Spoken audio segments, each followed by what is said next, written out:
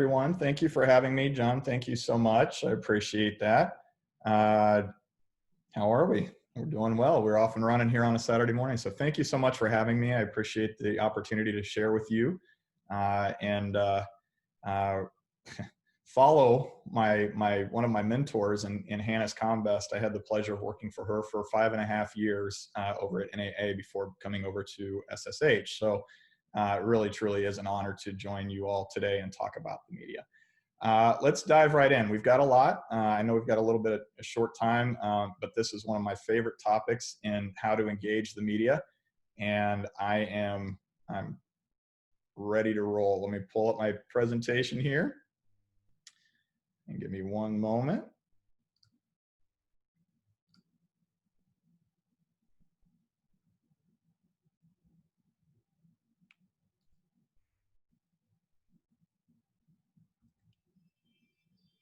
How are we doing? We're seeing just me still? I should be a little better at this game than I am at this point, but let's see.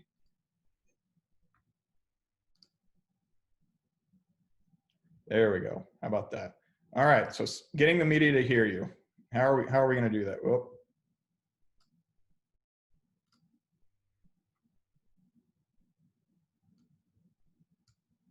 Too many screens. All right, thanks for hanging with me here for just a moment. All right, so the media, right? The one we love to hate. We hear it all the time in today's climate. The media doesn't know what it's doing. The media is out to get me, is out to get my message, it's out to get my association if it doesn't present my story right?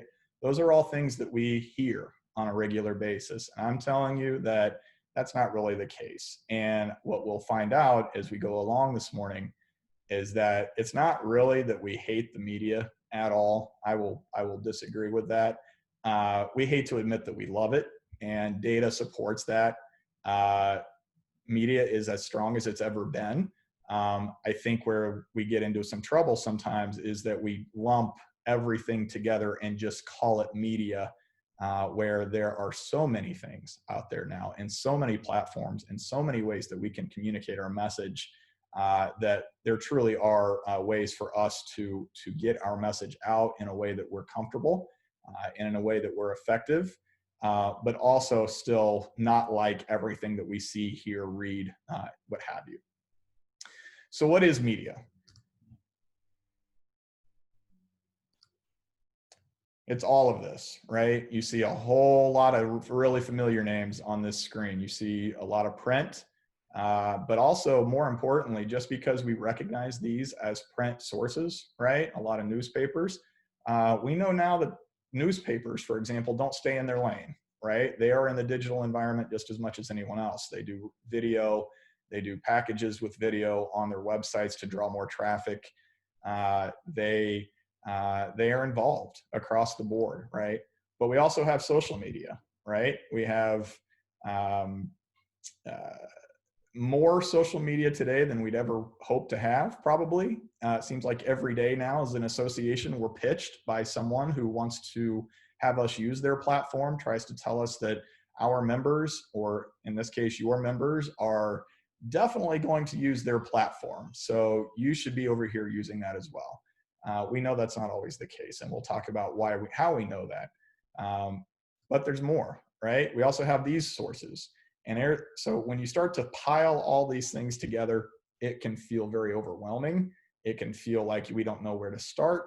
It can feel like, why would we even waste our time trying to be a part of any of this landscape, especially when, as we said earlier, sometimes we don't agree with what we see from some of these sources, and we believe that it would be better off if we just left well enough alone at that point.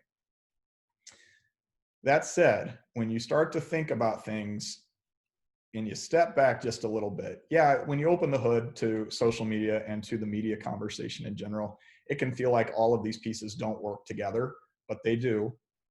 Some of us who are lucky enough to work on the car, if you will, and follow my metaphor here for a second, we start to see how all of these pieces actually are aligned.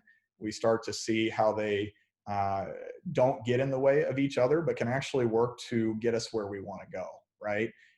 And so that's where we're at. And what we're going to do this morning is take a very large picture or big picture view of the media and make some sense of all that chaos and boil it down to 5 ways that for my money, we can be extremely effective with our pitch when we reach out to the media that we do. That said, I want to break into talking about the different kinds of media, right? And this is what I just said a little bit ago, that I'm not a big fan, and it actually rankles me quite a bit, that people lump everything into when people, not all people, when people, some people lump everything into the media, quote unquote. So there are different kinds of media, and we'll explain these in a second, but you have paid media, to put it very simply. Paid media is the stuff you pay for, right? Makes sense. The advertising, the advertorials, the boosted post, all of those kinds of things. You also have earned media. This is the media that you earn, right? Again, not really a hard concept, or it's really not a misnomer at all. Earned media is the stuff that you, as an association, earn from when you pitch the media, for example, or you get other folks to talk about your association, or about your content or your news or whatever you're doing at that point, but you didn't have to pay for it. That goes in the earned bucket. You also have shared media. Shared media is social media, for example, and we'll get into some of the nuances there as well. But you also have owned media, and this is extremely important for associations now. One of my favorites now too, because you own it. Again, not a difficult concept once you understand what the naming convention is there. But owned media is your website. You know, the content that you produce with your own clubs. You didn't have to pay for it. I mean, you might have to internally, but you didn't pay externally for it necessarily to get that coverage. You didn't have to earn it. You didn't have to go out on social media and pull down other shared content for it. You own all of that media, and that can be extremely effective, both from a communication standpoint, because you control the message all the way through. Think of your favorite sports teams' websites where they do all of their own interviews and things like that. They don't need the media anymore necessarily. They have their own. It's very effective, and can be effective from a budget standpoint too, because if you have folks on staff, for example, or if you have someone who can help out and produce that on your own website, then you were able to curb some costs there, and that's really effective in today's environment as well. So all of this together is called the PESO model. Just to give you some background, it was created by a communications professional, Jenny Dietrich, who is the author of Spin Sucks. So if you're, just give you some background in case you're interested in checking out her work past that. So we just talked about paid, earned, shared, and owned, right? It looks complicated, and I get that. But for today's purposes, what I want to focus on, and we talked about some of the things that go into each one of these buckets, right? But for today, we're going to focus on that top circle, that earned media, and specifically the media relations piece of publicity. And so for simplicity purposes, we don't have to worry about half of this thing. We're going to get into the media relations part. We might get into some shared media a little bit, where you can see Facebook, Twitter, LinkedIn, all the usual suspects in that group. But you can also see almost immediately some overlap between all of those the other circles and how they all work together. But we're not going to try to fit all of that in today. So we're going to focus on publicity within the earned media bucket when you're out trying to get coverage for your group. First question, how do I pick, right? We just saw all of those different logos. We saw all of those different platforms. We know that people do, or third-party applications always seem to be coming online and offering something new and different as far as they believe, even if it ends up being a lot of the same thing and just a different name.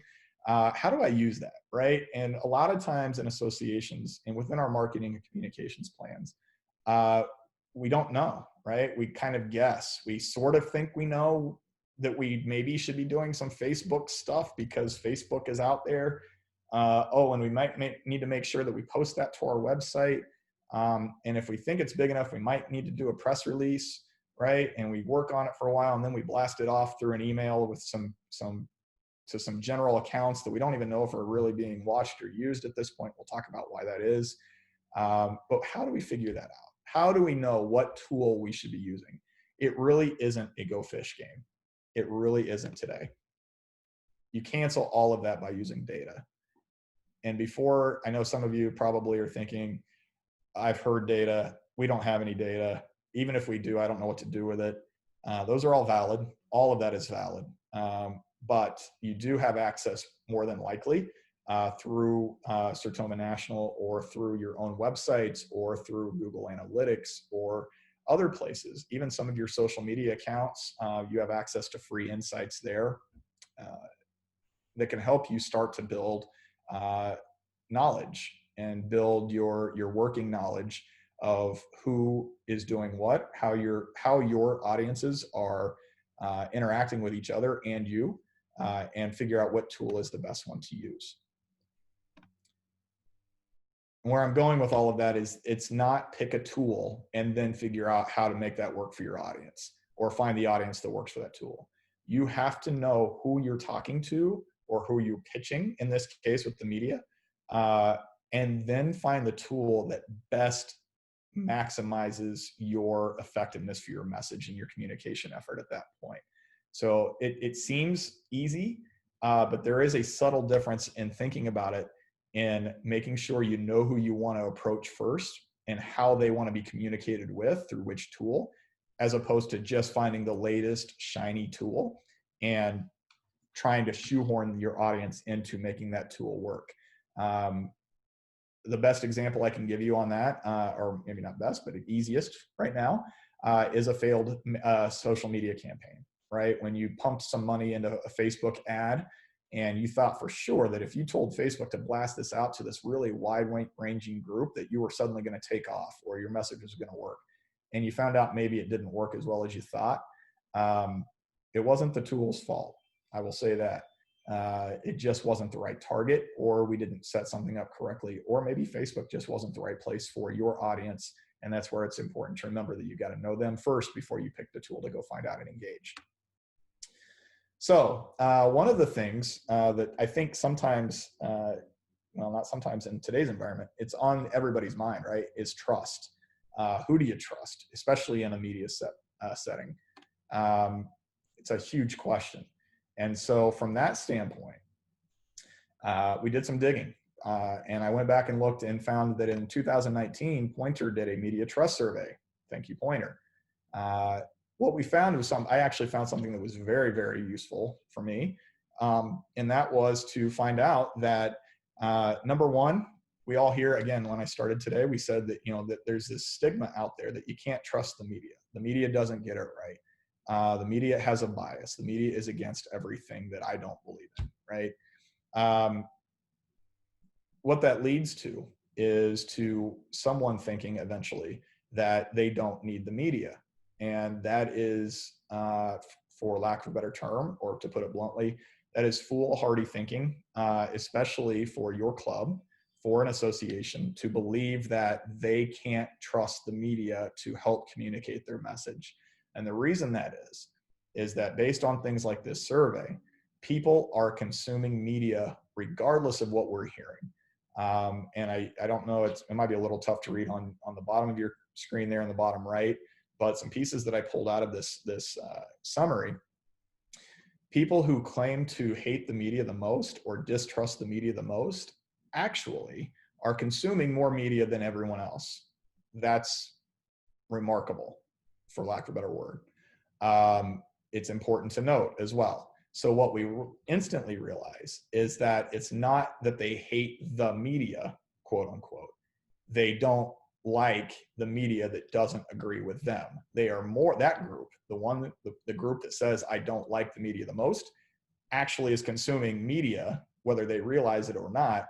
They're just doing it with sources they agree with, or they are finding fake news articles. I love that term. But the point is that they are still engaging, whether they want to believe it or not, whether they will tell you they are or not. Data says that they are engaging actually more than everyone else at this point. Second point that came out of this survey is that local media is perceived to have less bias than national. That may not be right. It may just be a perception, but for the general public right now, the level of trust is stronger with your local media source than it is with the national. That's important as well for us to consider when we're talking about we should engage with, right? Which tool we should pick. Maybe it's not right. Maybe we do have a good national message, but if we want it to maximize its effectiveness, maybe we're actually better by going through some local channels who can then help us distribute that regionally or even up to national if it works out that well or works out that way. But a couple of takeaways. Bigger and national isn't necessarily better. Again, knowing which tool is the most important or most effective for you and your message and for your club at that point. Back to understanding your audience, some of these splits, according to Pointer in this survey from less than about 10 months ago now, I guess, is that a lot of the split and a lot of the distrust is partisan based. And so whether you want to believe that, or whether we want to believe as communicators and marketers that we don't need to understand or believe or follow the politics of our group. We want to leave those things outside the door, right? We talk about that a lot in planning. As a marketer and understanding where my message will fit or resonate best, I need to know what my audience is thinking. And so, yes, right now, partisanship is a major player in everything, unfortunately, including understanding where we should put our message. So it doesn't need to affect your message, but if you understand, and I'll show you some examples here in a moment, if you understand their political standing, that may help you pick if they choose to be on or watch a certain local television station one over another because of the way that station leans or has positioned itself. It may benefit your message to be on one TV station over another. Maybe you pitch both, but maybe you put a little more effort into getting onto the one that you know your folks are listening to the most or watching the most. One more piece here to just validate that people do still believe in the media, regardless of what we hear on a regular basis. What you see here, to put it very quickly, left to right, is from 2012 to 2020, how people rate their general trust in different sources of media. The blue line at the top, the light blue line, is traditional media. And what you immediately notice is that that line, the traditional media, in general, tends to be one of the most trusted, if not the most trusted, section of media that exists today. Ahead of search engines at times. You can see that it's gone back and forth over time, but well ahead of your own media, your websites, your blogs, the things you control, and social media. So when you are determining how important that relationship is with your local media or with the traditional media, this is why. People in the general public still trust the media, the traditional media, more than they do other sources. And I think that's incredibly important to understand. So let's talk about the traditional media and who's in that newsroom now, because at the end of the day, the media, quote unquote, is still a person somewhere or a group of people somewhere. Classic channels, print, radio, and TV, those still exist, of course. But you hear a lot about digital media now. You hear a lot about, I read it online. The general public may look at it like that. We may look at that as a club or as an association. But just reading it online isn't necessarily giving enough credit to online-only associations, news organizations, or news associations, or the shared media, which we referenced earlier, now has its own category, like we saw.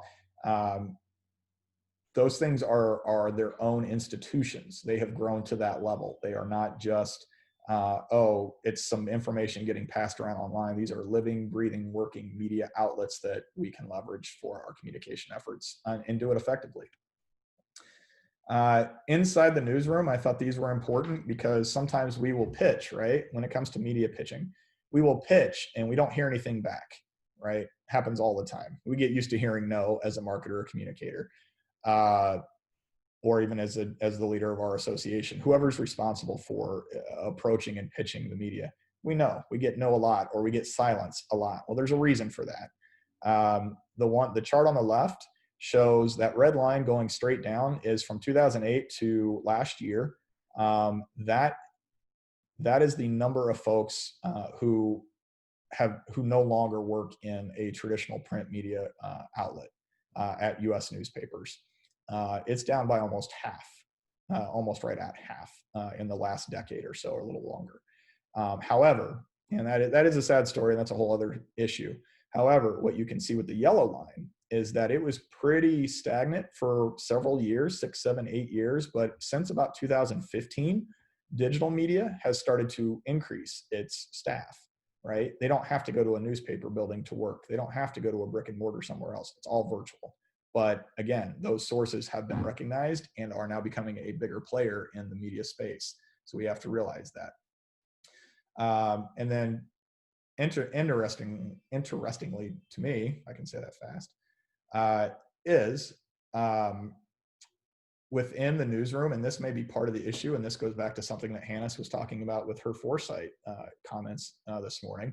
The industry may not have had good foresight in terms of diversity and the rest, right? So as we're seeing jobs go down in the newsroom, newsrooms still are less demographically diverse than the U.S. workers overall, than all U.S. workers. Typically in the newsroom, you are still getting young, white males, and they, for better or worse, that is, the newspaper industry is not diversifying fast enough. And you may even wonder, as I do, if there's some correlation there, that they have not broken out of some diversifying issues, and they are taking a hit for it, right? And continue to do so today. So knowing now that we have all of these different options, we know that we need to use data to form our communications plan and our pitch. We know that we need to find the right tool based on what our audience's data is telling us. How do we engage? How do we do that? The first one, and I may go off what you were expecting here a little bit, and that's okay. This is actually a great thing. The point of this session is to make you think a little bit differently about how we traditionally approach media, how we pitch the media. It is not about the perfect press release, and I love the introduction that I got. We will talk about a press release here in a little bit because it's still very important. But even with the best press release, if you don't build relationships with the media first, with the people in your community, with the people who may be in the neighboring town regionally, but are still part of the media, if you don't build the relationship with them before you need something, it won't work. You might get a random hit once in a while. Maybe your content or your event is so amazing and so eye-grabbing that no matter what you do, you're able to subvert this first point, and the media will come out and cover it. And that's awesome. If that works, that's perfect. But in general, you stand a much better chance of getting your pitch to work if you build that relationship first. And the quote that I had, this came from a public relations professional here in Kansas City. I reached out to pick his brain a little bit on what's working for him mostly now.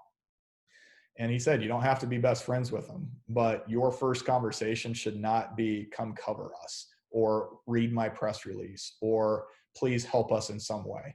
Get to know them first. And you can do that through not necessarily even a phone call or something directly, but you can find these folks on social media, right? We can get on digital media. We can jump online and find a TV station's staff and find out who's working there, or even watch the channel, amazingly. Find out who they are, and then jump online and do some social listening. Find out what they do, what they like, how they interact with their audiences, and start to build that relationship before you ever ask for something. Then you have to be honest with yourself. When you have these relationships going, I laugh because I do this way too much. I don't always ask myself if other people are going to find this as amazing as I do. And by this, I mean, maybe I'm sitting in a meeting and one of our groups, our committees, comes up with a really, really cool idea that's going to benefit our association. And I'm ready to go gangbusters with it, get a press release out, share it with the entire community or industry and the media. And I have to backpedal a little bit and really be honest with myself and ask, is it newsworthy? If I wasn't pitching this, or if someone was pitching this to me, would I want to watch or read or listen to what is about to be said? The answer hopefully is yes, more often than no. But there are a lot of really good things that happen for your club that are really good for your club. And that'll be the extent of it. Doesn't mean it's wrong. It doesn't mean it's a bad thing. It just means, again, knowing what your audience in the general sphere wants to hear, see, or read.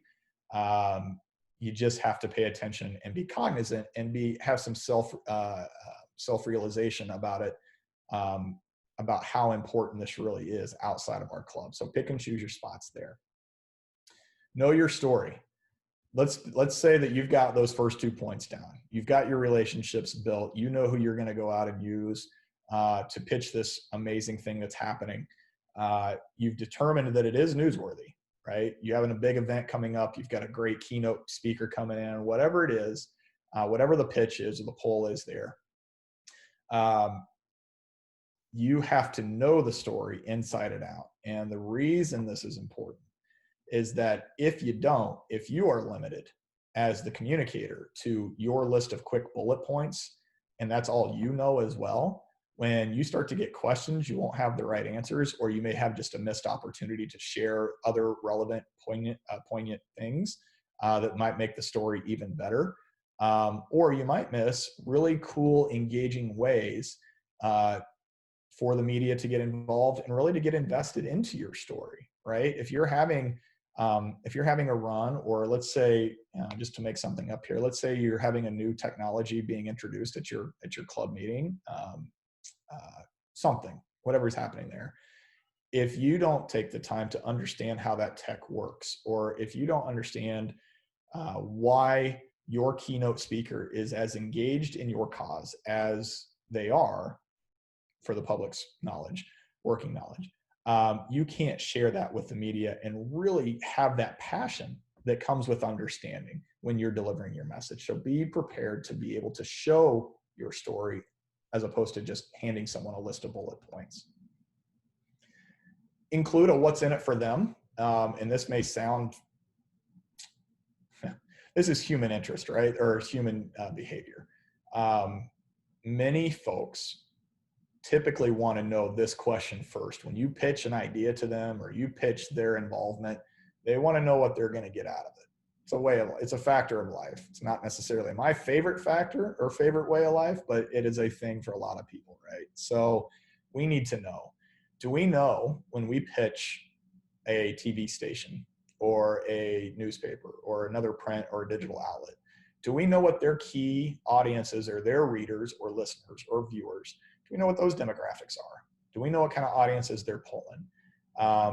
Because the reason that's important is when we know that, we can tailor our event message, maybe not the event itself, but the message and how we're communicating it. We can tweak it, right? We can tweak it to fit so that when that TV station comes out and the camera's rolling, or the journalist is taking notes, they can then start to frame it in a way they know that is going to be favorable for their own audiences, which for them means increased readership, it means increased ratings, it means increased web traffic, wherever your story ends up going with their outlet. That's what's in it for them. They want to know that this is a home run story for them. And then to a lesser point, speaking back to some of the partisanship things that we were talking about earlier, and why that's important.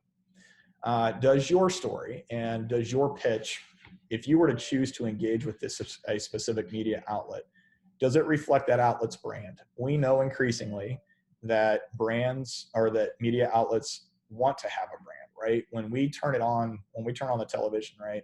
I know, for example, here in Kansas City, that Channel 9 is a different feel of a broadcast in the way that they approach, cover, and present news than Channel 41.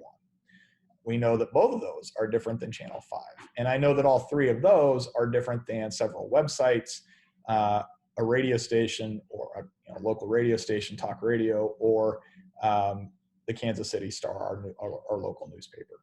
I need to be able to, again, back to point number 3, I need to know my story well enough that I can tweak it to match each outlet's brand, especially when I determine that their demographics work for us, that that's the right audience for us to deliver that message, and that I want to be able to reflect or tweak my message so that they package it in a way that once it's spit out and put out for public consumption, my message is still right, but if it went through their brand machine, that we both come out a winner for working in this engagement.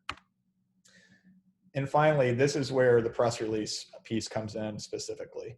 Make it easy for the media, right? You've done all of these other things. You know your story. You've built your relationships. You've been honest with yourself. You know it's a hit. You've already proven both for them and you that there's a good what's in it for them. You need to make it easy for them when they show up to cover your event. And this piece gets dropped a lot because we're busy on site, right? When we're having our meeting and we've got 100 things going on and attendees have their own interest and needs and they're walking up to us, and suddenly we find out, or someone radios over and says, oh yeah, somebody from the media is here. What do we do? Do we have a plan for that? Do we have something that they can latch onto? Do we need to do some hand holding with the media through that? The answer is yes to all of that, by the way. But here's where you can do a lot of preparation and make it simple and easy for them, knowing that they're in a hurry, knowing that there may only be one person covering your event and they've got 6 other stories that day to cover. You've got to make sure that your message is on point. That means inside your press release, that your headline is great, that your subpoints are great. Probably saw me roll my eyes a little bit here. That everything is spelled correctly in your communications. That is huge. I can't tell you that from both sides of that relationship, on the media side and from a PR side, I've seen it when someone receives a fax in the newsroom, or a fax, I just dated myself, or an email. How about that? If things are misspelled, if grammar isn't right, it immediately goes to the trash. It just does. And you will have people on your staff or even people in your inner circles who will say, surely it's not that big a deal, right? We just needed to get it out. It was timely. If it's not spelled correctly, it won't work. So please, please, please make sure that things are spelled right and that your grammar is right. With digital interest, we talked a little bit about how even newspapers are now in the digital space, right? With video and with website interest. Do you have a way to do some pre-recorded things for them? It may not even be on site. Let's say your event is a run that you have down at the local park or downtown or wherever you're hosting your event. It's perfectly reasonable for you to set up an interview in your office or at another location ahead of time, talk about the event, do it in a way that you are providing some information about the event, talking about the importance of the event, limiting it, 30 seconds or a minute or so, and then handing that file off to the media on the day of. And they will love you for it because it is less stuff they have to try to capture and edit and work the day of. So keep those in mind. What else can you do ahead of time? Again, you'll find this out through building your relationships. You'll have these conversations with your media folks on what helps them cover your story.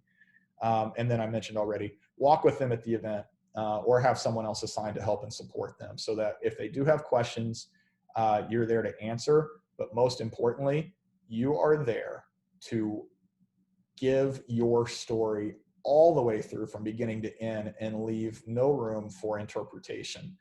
Because even if the media, and this is the final point here on a bonus tip, before you get to the follow-up stage, they really do want to get it right? Their credibility is on the line for both their brand, for their organization, their news outlet. You have the chance to control the message all the way through because the media typically in these situations only wants to repeat and present what you give them. So give them everything you want to have communicated and leave nothing on the table so that you make sure that they've got it all right. Now, one story here. At our last conference, which was back in January, just prior to everything shutting down, we were in San Antonio. It's a year ago. Sorry, a year ago. And we had a TV station come out and cover our exhibition floor, and everything was great.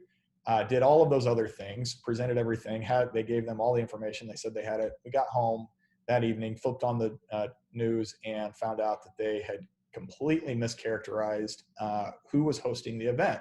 Of all things, it had SSH plastered everywhere. They were working with SSH staff. They interviewed our president, who also had some interest in a state, at that point, in the state level stuff as well with their association. And they presented that the entire event was coming from the state association. Good for the state association, not so good for us. So what we did very quickly was called the reporter, followed up, didn't barrage, didn't scream, didn't yell, but very clearly made it said that we have an error and we need to fix it. Walked through what happened with them. They were more than gracious in re-editing part of their package and posted it again. So by the time it had run on the 5 o'clock news, and we missed that one, by the time it showed up at 6 and 10, it was fixed. And on their website, the correct package lived as well. So just when the point here is, just because the media shows up and covers your event, that's not the end for you. Make sure you follow up, see if there's anything else they need, see if they even can give some insights on when it will run, that kind of stuff. So with that, I am, I guess, open for questions, or if we're out of time, I'm not sure how much time we have here, but I am open for whatever we need to do.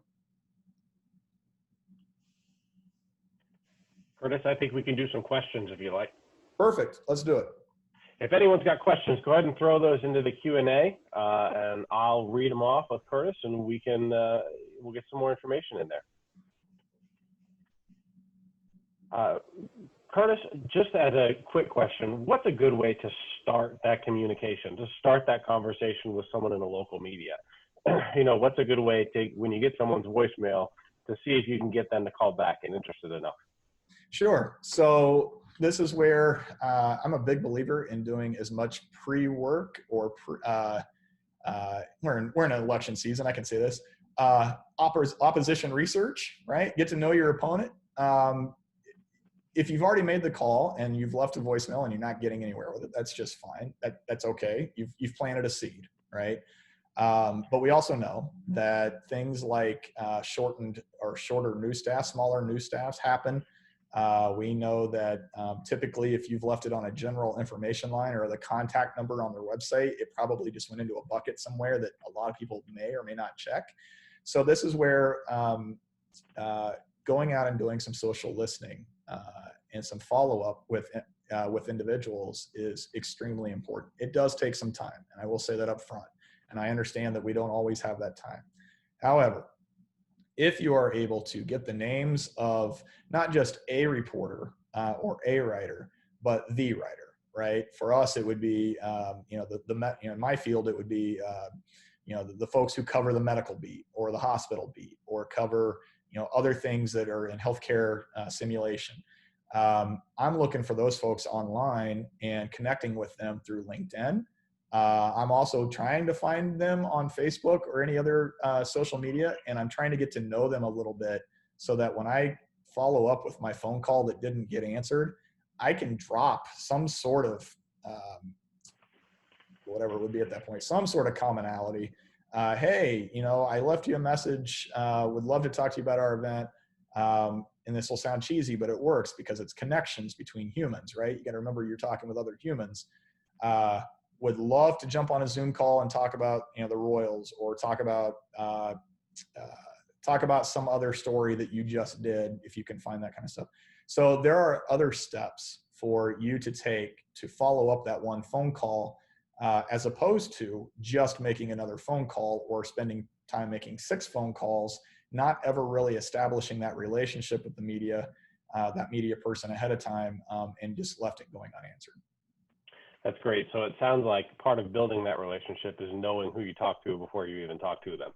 Yes, you said it better than me. Yeah. I've got another one here, and this is from a board member, Curtis. So let's get it. Do stations still run public service announcements? Is that still a thing? They do. Yes, they will do them. Oh, maybe not as much, but it varies by market. It varies by audience. Literally, it's driven by their own data. If they're seeing that PSAs aren't giving them a lot of return, the conversation may be a little tougher there. But if you have a very community-minded outlet, if you will, and these days a lot of outlets seem to be very community-minded, and this is actually a really great time for this question. Advertising is down, right? I mean, I know it's up a little bit with election season, but the fact that a lot of businesses don't have the money for paid advertising, channels or outlets still have to fill that airtime or their content space with something. And that's not to discount a PSA, but if you've got a good one or want to work with them in developing one, they may be more open to hearing that now, especially on the local levels. Quite frankly, it's an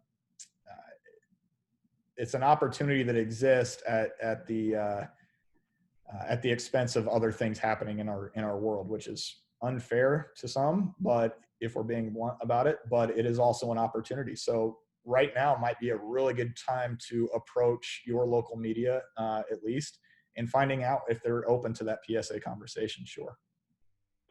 Excellent. I've got a couple of questions that are along the same lines. I'm going to try to encapsulate them in the same thing. We've got some clubs out there. You know, everyone in our clubs look for members from everywhere in the community. We've got some clubs who've had some traction, some difficulty getting traction with people who actually are in the media. Would media see that as a conflict of interest? Is there an ethical consideration for them when it comes to joining a service club like this? That's a good question. I don't think, I would hope not. How about that? My community-minded spirit and way of thinking is that, you know, media outlets tend to be more flexible about those types of things now than they were probably 10 or 20 years ago even. Journalism in itself has transformed so much in that time that I will tell you, back when I was writing for the Topeka Capital Journal, we were told not to accept pregame meals at the sporting events we were covering in the face that we may show bias toward the home team, right? That is still a thing in some places, but definitely not in nearly as many. And so I think, to pull that all the way back to where you're talking present day now, I think that take a stab at it. You know, if you can get folks to really engage, get media people or media professionals, however you want to say that. If you want to get those folks to engage at such a level that they see your mission and vision to be so strong that they want to be a part of that as an individual, I don't think there's any harm in asking them or trying to get them to be a part of it. If there is a conflict of interest, they'll let you know. And again, that's part of the amazing part about building relationships, is you get to start having those conversations versus just chasing voicemails, right? You get to know them as a person. So I would definitely not limit or shy away from trying to ask, you know, if you see a good connection there, if those folks do want to be a part of your group, absolutely, I would try to pull them in. Here's one that I have the advantage of knowing you. So I know you may have an opinion on this next question. Facebook boosts, worth the money? Probably not as much as they were several years ago. I will even parse it a little bit further there. The paid advertising now on the rails, Facebook will tell you they work. I personally have not ever seen much return on paid advertising on the right side, you know, in the column where all the other stuff is just sort of lumped in there. Boosted posts, I would love to believe they work as much as I think they should. If you want to experiment with it, and as I'm putting my marketing hat on for a second, I'm always about experimenting and finding out what might work, and maybe it does for you. If you've got some good campaign stuff and it takes off, great, you hit it. But there are too many questions for me now to invest a lot in boosted posts on Facebook specifically, because of their algorithm changes, the way that we know that news and information is parsed anymore. Facebook is having its continual internal discussions and identity crisis on how they want to approach paid content really at this point. They still want the money, but they are under such intense scrutiny now to make sure that even if they don't want to identify as a news source, they are looked upon as a media outlet in a lot of ways. I'm not so sure they're not going to start limiting, if they haven't already, the reach and effectiveness of boosted posts. So I would say if you have the wherewithal and it makes sense for you to try it, it probably will work. But I wouldn't necessarily believe the number that sits right below when they say you should boost this post and get it out to 6,000 more people. I don't believe that number, and I don't think you should either. So proceed with caution. How about that? I agree with you. Just to throw in a Sertoma angle as well, because we've done some playing with this at the national level. I think knowing what metric you're going for is super important. You're never, I will say this, I don't think you're ever going to see a dollar return in terms of ROI when it comes to memberships from any sort of Facebook anything. But if you want to start lasering in focus for interaction, for just straight up eyeballs, and that's the metric you're looking at, maybe so. Yes, and it's not the magic wand it used to be. Right. So yes, and that's a very big, long, awesome conversation to have as well. If to your point, if you are looking for just simple brand awareness or brand saturation, absolutely. I think it can still be effective there.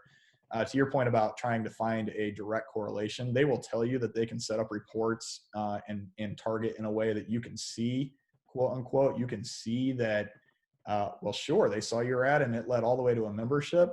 I would be very hesitant with that, and I would be so hesitant that I would make sure that all the way down to like setting specific links that you use nowhere else in a boosted ad, so that or a post, so that you can see literally who clicked the ad and whether that turned into a membership.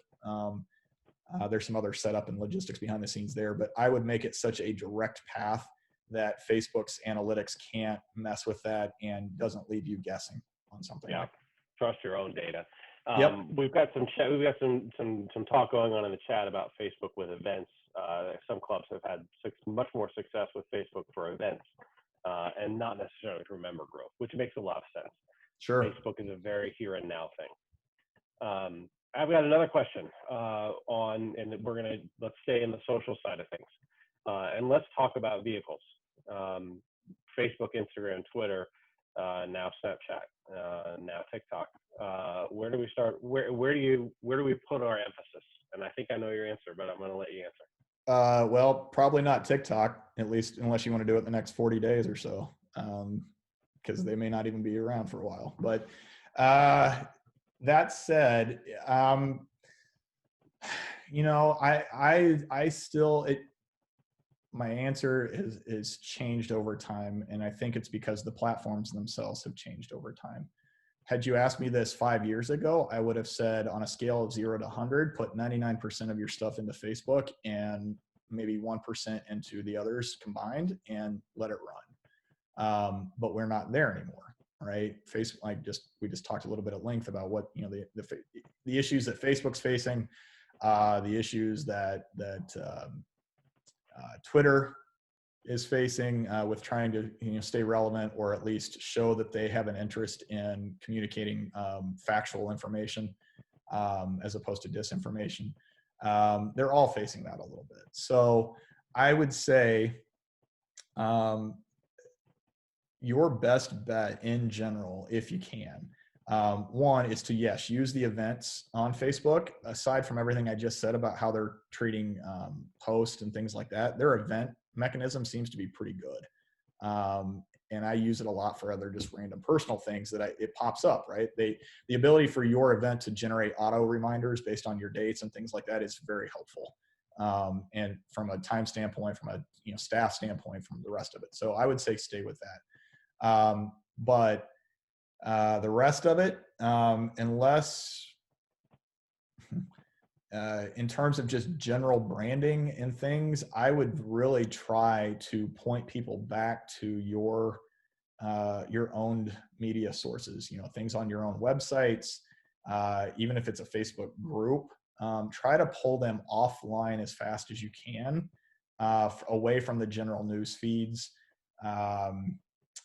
But at the same time, also make sure you use hashtags, because I think tags have continued to evolve and become even more direct. And it's awesome now that you can search hashtags on Google, for example.